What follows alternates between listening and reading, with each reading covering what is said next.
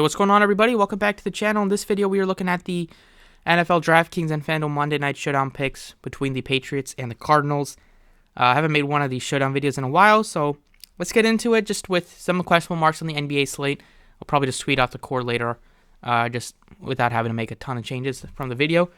So let's get started. As always, you can if you enjoy the videos, please hit the like button, subscribe if you haven't already. It was definitely an interesting week where you had guys like Judy, McKinnon, Evan Ingram did play on the early slate, but wish I played him on the main slate.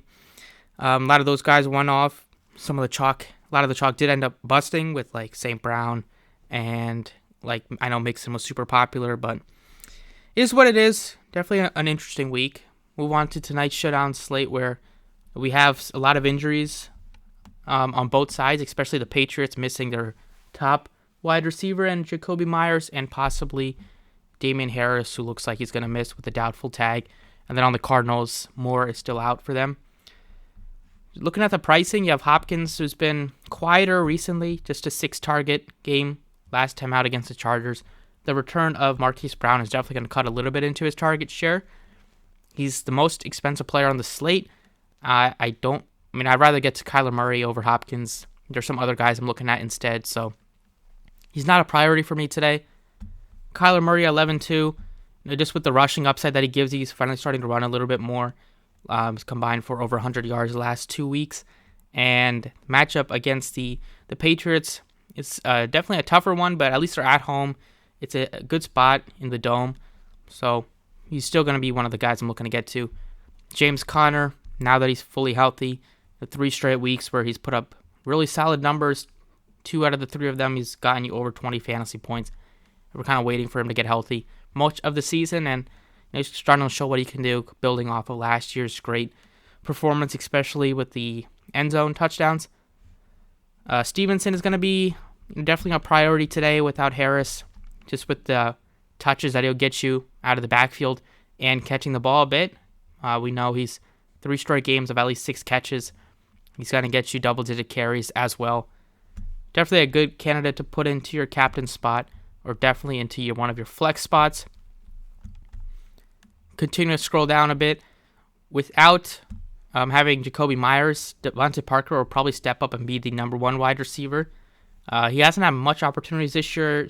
Earlier, he was kind of, being like the 4th wide receiver at times. But without Myers, I fully expect Parker to be on the field for majority of the snaps. Good price tag at $5,800. Wouldn't be surprised if he has a very good game and maybe finds his way into the end zone.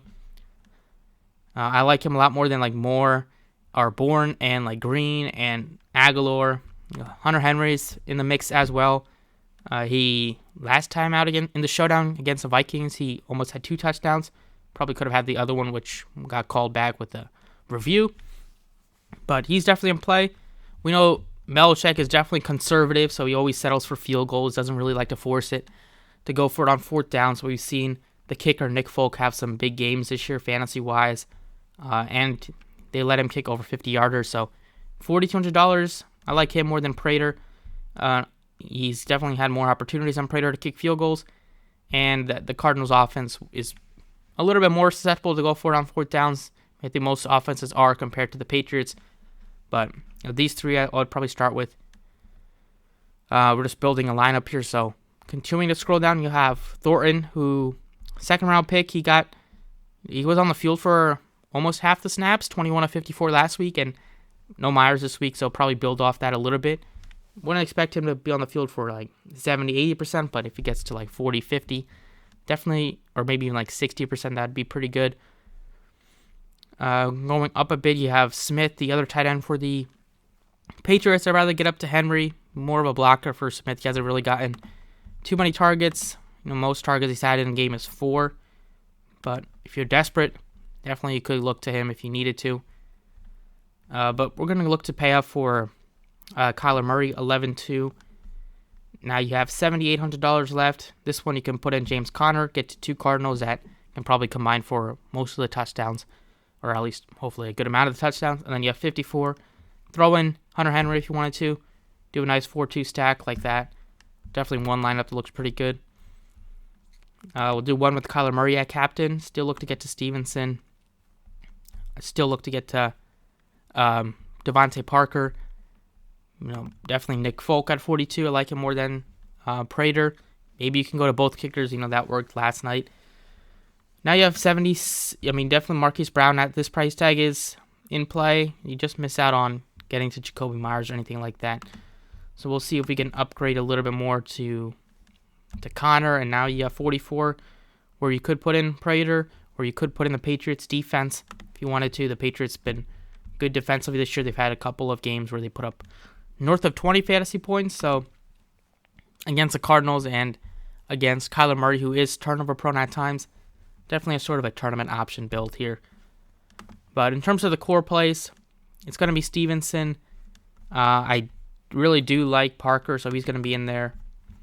I'll throw in Kyler Murray just because I like him more than Mac Jones, even though he's $1,600 more expensive. And then 42, I like Nick Folk for the price tag and the upside to get you double-digit fantasy points. In that range, he's definitely my favorite option.